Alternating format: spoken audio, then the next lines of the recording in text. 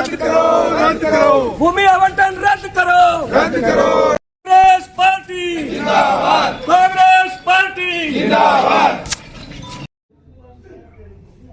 सूरतगढ़ में Vivekananda public secondary school Jakhrawali को भूमि आवंटन के विरोध में कांग्रेस पार्टी द्वारा सांसद कुलदीप इंदौरा, विधायक डूंगराम गेदर, जिला प्रमुख दुलाराम इंदलिया, कांग्रेस ब्लॉक अध्यक्ष परशुराम भाटिया के नेतृत्व में विरोध प्रदर्शन करते हुए मुख्यमंत्री के नाम अतिरिक्त जिला कलेक्टर दीनानाथ बबल सूरतगढ़ को ज्ञापन दिया गया और आरोप लगाया गया कि नगरपालिका प्रशासन ने धान मंडी व आवास मंडल के मध्य स्थित लगभग 100 करोड़ रुपए की लागत की भूमि को राज्य सरकार की बिना स्वीकृति के आवंटित कर दी।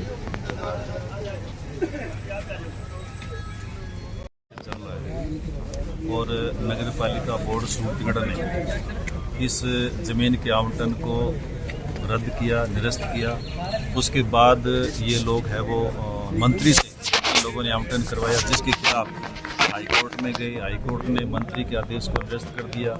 हाईकोर्ट से फिर डबल बेंच में गए, उन्होंने उस हाईकोर्ट का जो आदेश था उसको यथावत रखा और इसी तरह से सुप्रीम कोर्ट में गए, वहाँ भी इसको यथावत रखा कि इनको इसकी जगह दूसरी जगह दे दी जाए।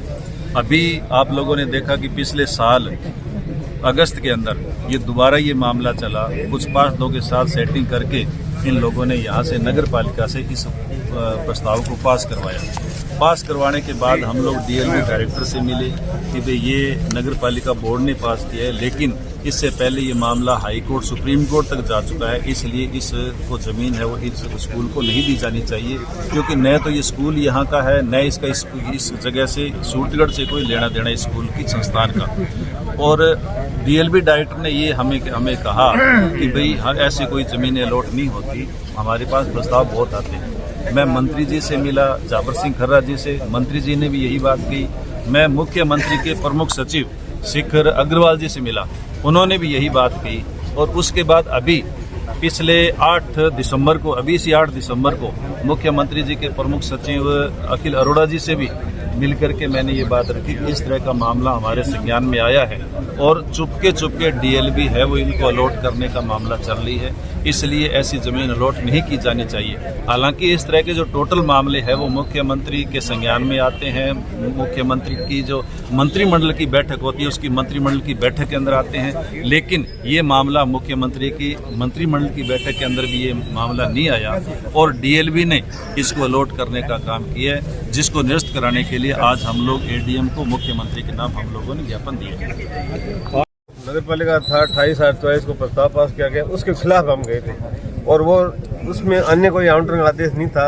इन्होंने डीएलबी को आवंटन के लिए भेजा और हमने उस प्रस्ताव के खिलाफ हाई कोर्ट में रिट लगाई। तो जब हियरिंग सुनाई में रिट आई तो उसमें कहा कि ये आप आदेश कोई हुआ ही नहीं, आप वहाँ पेरीमीटर जो है रिट पेश किए, इसलिए या तो इसको हम खारिज करते हैं।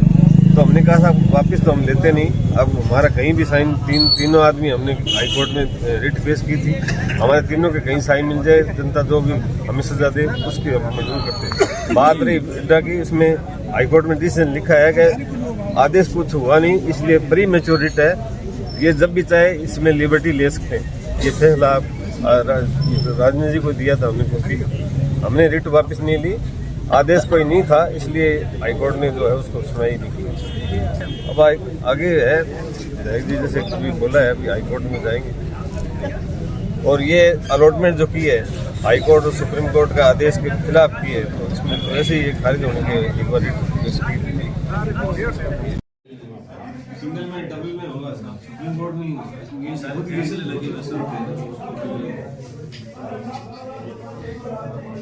2015 में ये सुप्रीम कोर्ट का ऑर्डर लास्ट में